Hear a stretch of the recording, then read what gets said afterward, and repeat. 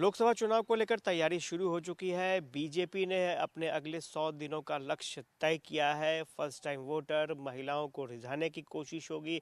2014 के बाद देश में क्या हालात बदले हैं, पब्लिक को ये बताया जाएगा। हमारे साथ आरजेडी के वरिष्ठ नेता है अब्दुल बारी सिद्दीकी, उनसे जान लेते हैं। सर, ये जो लक्ष्य तय किया है बीजेपी ने, फर्स्ट टाइम वोटरों को रिझाना है, महिलाओं को रिझाना है, 2014 के बाद जो हालात बदले हैं देश में वो बताना है, किस तरह से देखते हैं? देखिए, स्वाभाविक है कि जब इलेक्शन में जाना है तो इलेक्शन में अपने हिसाब से हर पार्टी अपना अपना स्ट्रेटजी बनाती है। उसमें बीजेपी की भी स्ट्रेटजी है, हमारी भी स्ट्रेटजी है, दूसरे दल का भी स्ट्रेटजी होगा। और हम लोग भी युवाओं पे फोकस कर रहे हैं। और जो वोटर्स हैं, बूथ कमेटी बनाने का जो काम जो है वो हम लोग भी कर रहे हैं। तो स्वाभाविक है, हर पार्टी जो है चुनाव मोड में आ गई है। और चुनाव मोड में आने के बाद जो है अपने अपने तरीके से अपने वोटर को रिझाने के लिए, अपने वोटर को जो है अपने तरफ करने के लिए हर पार्टी अपना अपना कार्यक्रम बना रही है। लेकिन एक एजेंडा और तय किया गया है, 2014 से पहले और 2014 के बाद। अब ये तो उनका अपना जो एजेंडा हो, उस पे हम बहुत ज़्यादा टीका टिप्पणी कर नहीं सकते हैं। मगर जहाँ तक हमारी पार्टी का सवाल है, हमारी पार्टी इलेक्शन मोड में आ गई है। यूथ्स को और फिर जो सरकार में हमारी उपलब्धि रही है और सरकार किस तरह से गिरी, इन सारी चीज़ों का मुद्दा बनेगा, समझिए, लोकसभा का भी। और दूसरी बात है कि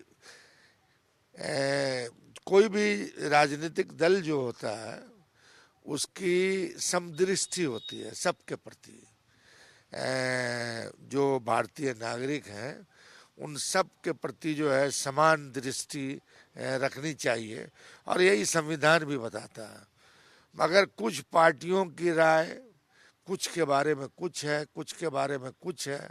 खास तौर पे भाजपा तो मतलब हम लोगों का मतलब इस मुल्क के बनाने में, इस मुल्क की लड़ाई में और आज़ादी की लड़ाई में अहम भूमिका रही है। मगर आज सबसे ज़्यादा हाशिए पे लोगों ने खड़ा कर दिया मुसलमानों को। मुसलमान है तो भाई मतलब कॉमनल कई तरह की बातें की जाती हैं जो दूरगामी दृष्टि से अच्छा नहीं है।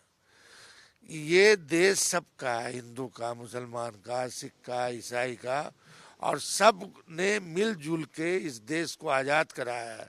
सब ने मिलजुल के इस देश को मजबूत बनाया है।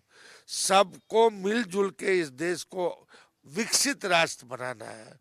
तो अब इसमें कोई पार्टी अपने वोट के लिए या कॉमनल एजेंडा के चलते यह कहे कि नहीं साहब, हम फलाने को अछूत मानते हैं, तो अब अछूत मानते रहे, मगर देश तो हमको मानता है। हम देश के नागरिक हैं, देश में हमारा योगदान है। तेजस्वी यादव यात्रा पर निकलने वाले हैं। उससे पहले जेडीयू ने हमला बोल दिया है, ये कहा है कि तेजस्वी यात्रा पर जाएंगे तो पब्लिक पूछेगी 17 महीनों में इतनी संपत्ति कहाँ से बना ली है, भ्रष्टाचार के आरोप लगने लगे। किस तरह से देखते हैं? भाई, असल ऐसा है कि हर पार्टी अपना अपना एजेंडा के साथ पब्लिक के बीच जाएगी। तो अगर जदयू ये कह रही है तो जे कि साहब हम मुद्दा बनाएंगे फला फला चीज को, तो राजद भी तो बनाएगा। पब्लिक पूछती है ना, कि आम आदमी पूछ रहा है कि क्या वजह हो गई कि साहब एक बैग जो है जब चाहते हैं तब पलटी मार देते हैं। तो ये तो जनता भी पूछेगी, और जनता को पूछना भी चाहिए। तो अब्दुल बारी सिद्दीकी थे और इन्होंने साफ तौर पर कहा है कि तेजस्वी यादव निकलेंगे यात्रा पर तो जनता सत्ता पक्ष से भी सवाल पूछेगी कि आखिर सरकार क्यों तुरंत बदल जाती है, आखिर क्या परिस्थितियां रहती हैं। जहां तक बीजेपी की तैयारी की बात है, सभी दल अपनी अपनी तैयारी कर रहे हैं। लोकसभा चुनाव नज़दीक है और अपने अपने तरीके से सभी दलों की तैयारी शुरू हो चुकी है। कैमरा पर्सन फिरोज के साथ आशुतोष चंद्रा, कशिश न्यूज़, पटना।